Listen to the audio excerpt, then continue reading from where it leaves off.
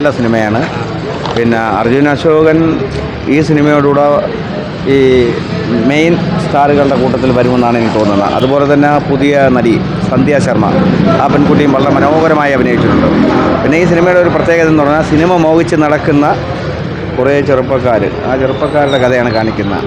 പക്ഷേ അതിൻ്റെ ആത്യന്തികമായ അതിൻ്റെ ക്ലൈമാക്സിൽ അവർ സൂചിപ്പിച്ചിട്ടുണ്ട്, നമ്മളൊരു ലക്ഷ്യം, നമുക്കൊരു സിനിമാ നടനാകണം, അല്ലെങ്കിൽ നമുക്ക് എന്താണ് നമ്മുടെ ലക്ഷ്യം, ആ ലക്ഷ്യത്തിലേക്ക് നമ്മൾ എപ്പോഴായാലും എത്തിച്ചേരും. ഈ സിനിമ അഭിനയിക്കാൻ നടന്നിട്ട് അത് കിട്ടാതെ വരുമ്പം ക്യാമറ നോക്കി കിടക്കുന്ന നമ്മുടെ യൂട്യൂബേഴ്സുണ്ട്. സിനിമ കിട്ടാതെ വരുമ്പം വന്നിട്ട് അസിസ്റ്റൻ്റ് ചെയ്യാൻ നടക്കുന്ന ചെറുപ്പക്കാരുണ്ട്. സിനിമ കിട്ടാതെ വരുമ്പോൾ അസോസിയേറ്റ് ചെയ്യാൻ നടക്കുന്ന ചെറുപ്പക്കാരുണ്ട്. സിനിമ കിട്ടാതെ വരുമ്പം പ്രൊഡക്ഷൻ കൺട്രോളറായിട്ട് നടക്കുന്ന ആളുകളുണ്ട്.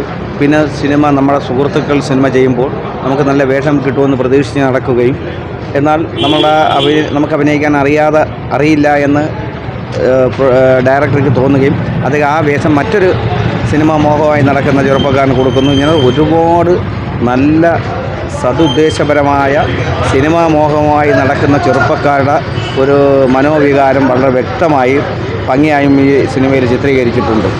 നായികയാണ് എടുത്തു പറയാവുന്ന മിടുക്കിയായ ഒരു പെൺകുട്ടിയാണ് ആ കുട്ടി. സന്ധ്യ ശർമ്മ എന്നാണ് പേരെഴുതി കാണിക്കുമ്പം കണ്ടത്. പിന്നെ റാഫി നന്നായിരിക്കുന്നുണ്ട്, അബ്രാം എന്ന് പറയുന്ന അയാൾ നന്നായിരിക്കുന്നുണ്ട്, പിന്നെ റോണി ഡേവിഡ്, അവരെല്ലാവരും വളരെ മനോഹരമായിരിക്കുന്നു. സിനിമ ടോട്ടലി ഈ അർജുൻ അശോകൻ എന്ന് പറയുന്ന ചെറുപ്പക്കാരൻ ഒരു മുൻനിര നായകന്മാരുടെ കൂട്ടത്തിൽ വരും. ഈ സുമതി വളവും ഇതുമായി താരതമ്യം എൻ്റയർലി ഡിഫറൻ്റാണ്. രണ്ടും വ്യത്യസ്തമായ വേഷങ്ങളാണ്. ആ പയ്യന് ഇൻഡസ്ട്രിയിലേക്കകത്ത് ഉറച്ചു നിൽക്കാൻ പറ്റുന്ന ഒരു സിനിമയായിട്ട് ഇത് മാറും എന്നാണ് എൻ്റെ അഭിപ്രായം, വ്യക്തിപരമായ അഭിപ്രായം. പടം ടോട്ടലി കണ്ടിരിക്കാൻ കൊള്ളാവുന്ന ഒരു പടമാണ്. സിനിമ നന്നായി പോകുമെന്നാണ് വിശ്വാസം. കുഴപ്പമില്ല, എല്ലാവരും കണ്ടിരിക്കാൻ പറ്റിയ പടമാണ് ഇത്. അർജുൻ അശോകൻ്റെ ഒരു അഭിനയം വൈസ് നോക്കുമ്പോൾ പുള്ളിയെ നല്ലൊരു രീതിയിൽ അഭിനയിച്ചിട്ടുണ്ട്.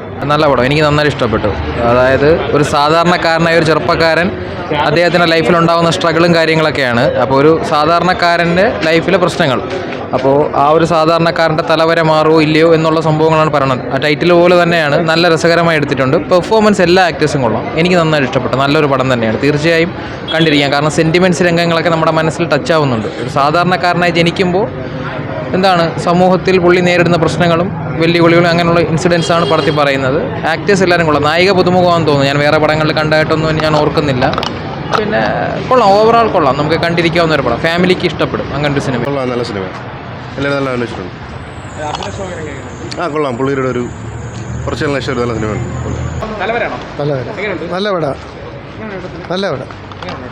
നല്ല പടം. പടത്തിൽ ഒരു എന്താ പറയുക, ഈ വെള്ളപ്പാണ്ട് അത് ഉള്ള ഒരു കഥാപാത്രമായിട്ടാണ് അർജുൻ അശോകൻ അവതരിപ്പിച്ചിരിക്കുന്നത്. നല്ലതായിട്ട് അവതരിപ്പിച്ചിട്ടുണ്ട്. സിനിമയിൽ പിന്നെ കയറി പറ്റാൻ വേണ്ടി ശ്രമിക്കുന്നതും അതുമായിട്ട് ബന്ധപ്പെട്ട കുറേ കഥകളാണ്. നന്നായിട്ടുണ്ട്. ഒരു പ്രാവശ്യം കുഴപ്പമില്ല, അങ്ങനെ മെസ്സേജ് ആയിട്ടില്ല, കണ്ടുകൊണ്ടിരിക്കാം, തിരക്കേടില്ല. ഒരു ആവറേജ്, കുറച്ചും കൂടി തിരക്കഥയൊക്കെ മെച്ചപ്പെടുത്താനുണ്ടായിരുന്നു, അല്ലെങ്കിൽ കുറച്ചും കൂടി ആക്ടിങ് കൊള്ളായിരുന്നു. നന്നായിട്ടുണ്ട്, നല്ല പടമാണ്.